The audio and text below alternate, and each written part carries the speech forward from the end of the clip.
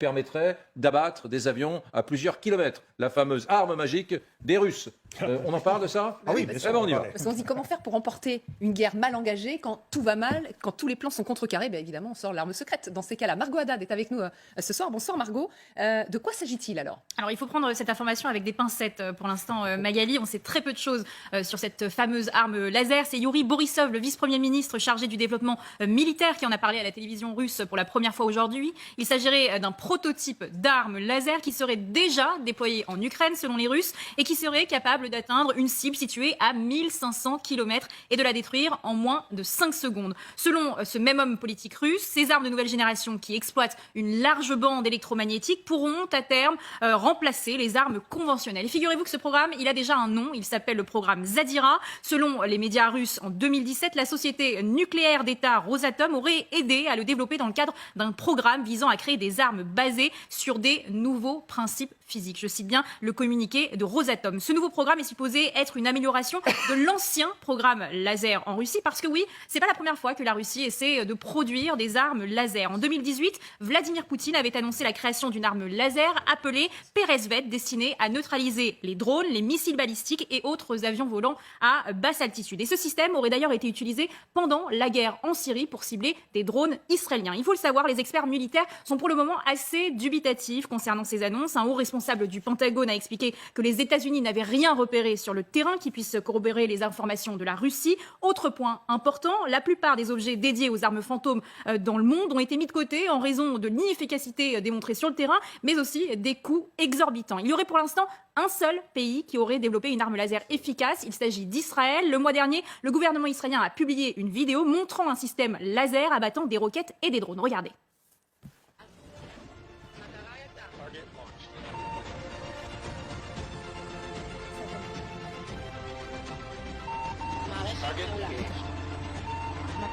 Target successfully intercepted.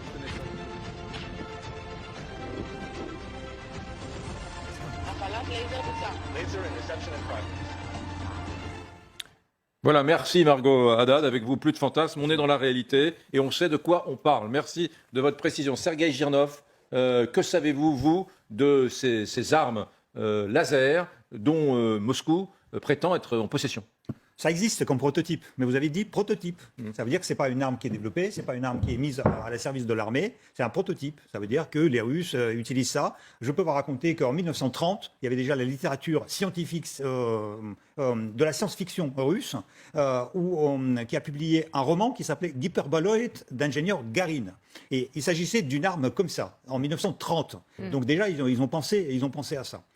Je crois que là, ils font... en fait pour moi, c'est ridicule, ce qu'ils racontent. Oui, mais attendez, vous avez vu Israël?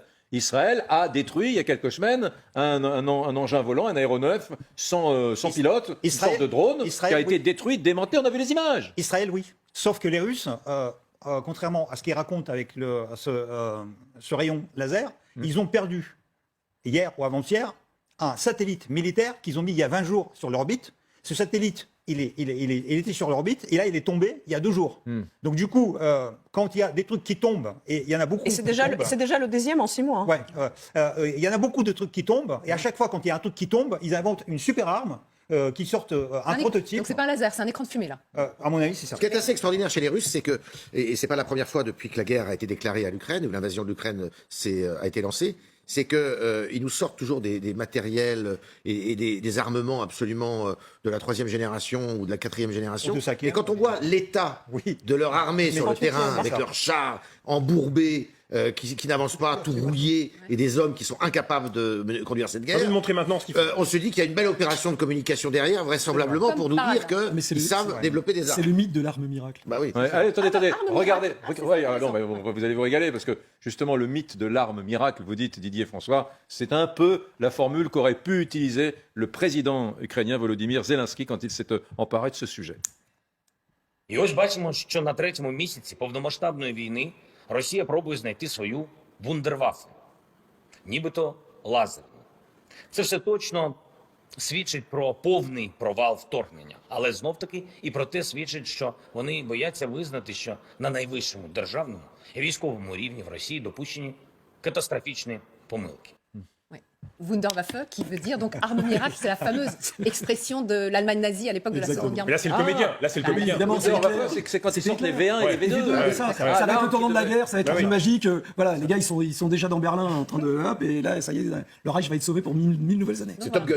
Voilà. Oui, ce qui est très impressionnant, c'est l'obsession du pouvoir russe de la Deuxième Guerre mondiale. C'est exactement ce qui vient d'être dit. Et il y a eu un tas de programmes, d'ailleurs, dont certains étaient assez dangereux. Il y a eu des premiers avions à réaction allemands. Il y avait la bombe nucléaire qui était en train d'être développée par les équipes d'Adolf Hitler. Mais c'est toujours la Deuxième Guerre mondiale qui obsède Poutine et ses généraux. C'est ça qui est On le voit à la stupéfiant, télévision quels que soient les russe sujets. d'État, tous les soirs, effectivement. Mariana. Je voudrais juste rajouter que, on a déjà tout discuté, on sait que là, cette arme laser, elle n'existe simplement pas parce qu'on ne l'a jamais vue.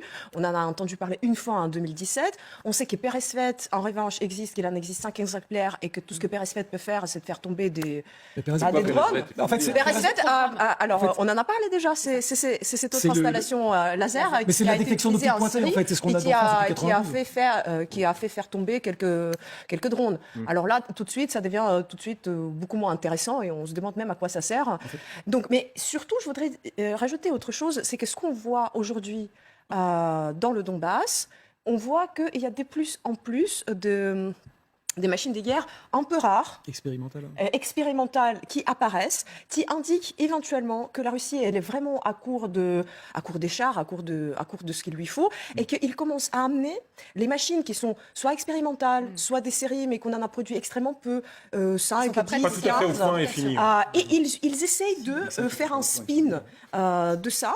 Parce qu'en fait, ils étaient obligés de l'amener parce qu'il n'y a plus rien, mais ils essaient de faire un spin qui est comme quoi c'est notre réponse à l'OTAN, parce que n'oubliez pas, la Russie, elle combat l'OTAN quand même.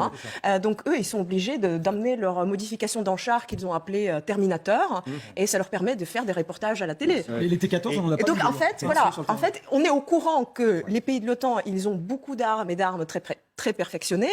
Et à côté de ça, il y a les armes russes pour la télé russe où ils ont des noms qui font peur, ils ont des propriétés extraordinaires. Les armes occidentales sont produites en série. Il y a l'armée qui est équipée de ces armes. D'ailleurs, actuellement, c'est un rebond extraordinaire technologique qui va se préparer parce qu'en fait, l'OTAN va filer à l'Ukraine tout ce qui est un peu vieillot.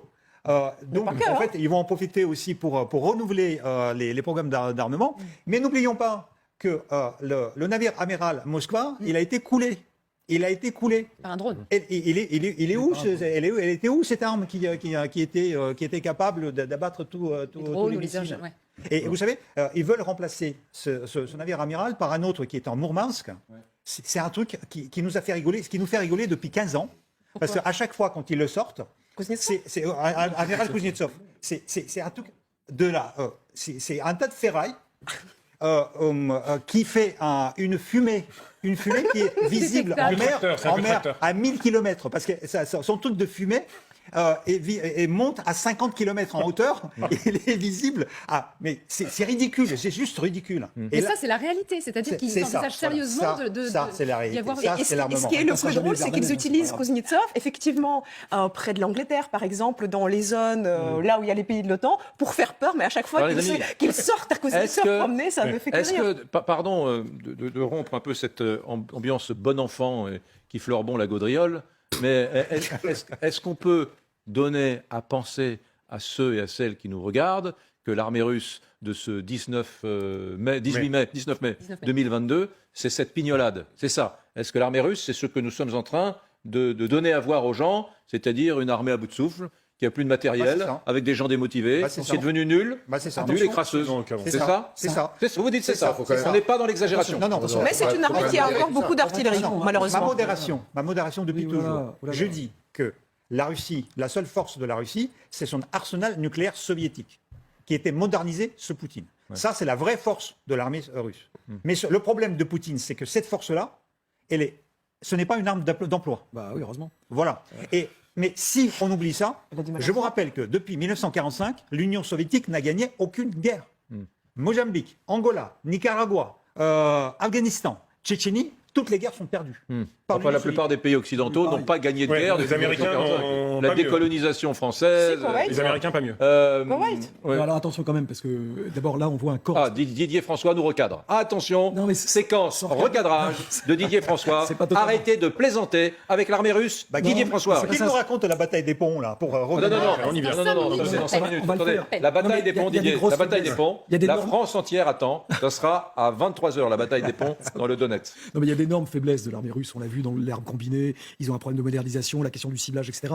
Néanmoins, ce qu'on voit là, c'est pas seulement l'armée russe, c'est un corps expéditionnaire russe. Attention, par exemple, tu parlais des T-14, les fameux Terminator, on n'en a pas vu engager là-dessus. Il y a- Si, on les a vus, on les a vus Pendant le effectivement 9 à mai, Lugansk, le 9 mai. je crois. Bah, c'est On ça. Non, non, n'interrompt on les pas a vus Didier dans la François. zone. Non. On n'interrompt pas Si, Didier si, François. mais Ah si, moi je... Attendez, il faut qu'on mais, comprenne. mais honnêtement, attention quand même, parce que l'air de rien, vous voyez bien que même l'armée ukrainienne, quand elle avance et quand elle progresse, elle a eu aussi des pertes. Elle a payé cher la défense du Donbass et le freinage de l'armée russe. Ce qui est encore, à ce stade, un freinage dans le Donbass. Même si la bataille qu'on va voir tout à l'heure a été une catastrophe pour les Russes et une défaite tactique incroyable, les Russes continuent de grignoter et de progresser, ça ne les a pas arrêtés. Donc attention, on l'a bien vu, Mariupol, c'était pas très bien fait, mais la ville est détruite et finalement elle est prise. Donc attention, méfiance, toujours. Oui, ils auraient pu faire beaucoup mieux. Oui, ils ne fonctionnent pas comme une armée occidentale moderne sur un champ de bataille de haute intensité, mais ils ont une résilience, ils ont une artillerie, comme tu le rappelais, qui est quand même... ils ont 3000 canons sur place, hein, et personne n'a ça aujourd'hui. Les Ukrainiens, ils ont 10% de ça. Donc attention, il y a possibilité de les freiner, il y a possibilité de les empêcher à ce stade d'obtenir les gains militaires qu'ils veulent prendre, mais n'oubliez pas le prix que payent les Ukrainiens avec le sang pour le faire. Ouais, Non, juste un mot moi, sur la communication. Didier parle du terrain. Et effectivement, sur le terrain, on voit des batailles très fortes avec des victimes extrêmement nombreuses dans les forêts hautes. Et il y a une autre bataille de communication.